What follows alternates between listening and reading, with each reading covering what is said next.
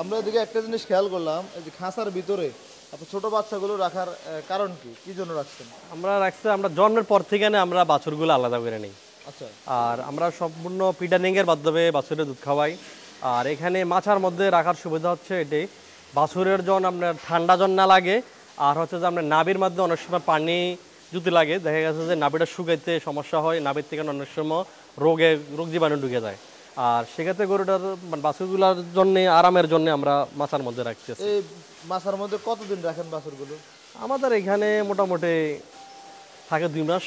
2 মাস। 2 মাসের মধ্যে থাকে। পরবর্তীতে ওই যে খোলা পদ্ধতি নিয়ে যান। খোলা পড়তে খোলা পদ্ধতি যায় আর এই কি। যে খাঁচার মধ্যে রেখে বাছুরগুলো কেমন সুস্থতা থাকে বা কেমন দেখতেছেন আপনাদের এখানে? না, আলহামদুলিল্লাহ, এই পদ্ধতিটা করার পরে আমাদের এই ভালোই বাচ্চাগুলো। আগে দেখা গেছে যে আপনার এই বাচ্চার জ্বর হতো, পাতলা পায়খানা হতো, এখন কি এইভাবে করাতে সবকিছু এখন আমাদের নিয়ন্ত্রণের মধ্যে আছে। আচ্ছা, এদিকে কিছু বাছুর দেখা যাচ্ছে, এগুলা কি বাচ্চা ভাই? এটাও দেখা গেছে যে এখানে ষাঁড় বাচ্চা আছে আর কিছু বকনা আছে।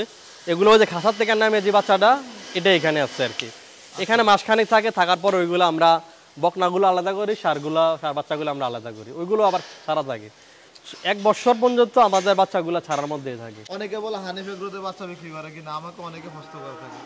না, আমাদের এখনো বাচ্চা বিক্রি হয় না, যেহেতু আমাদের নিজেরাই লাগতে আছে, জাত উন্নয়ন নিয়ে কাজ করতেছি। আর ইনশাল্লাহ পাবে।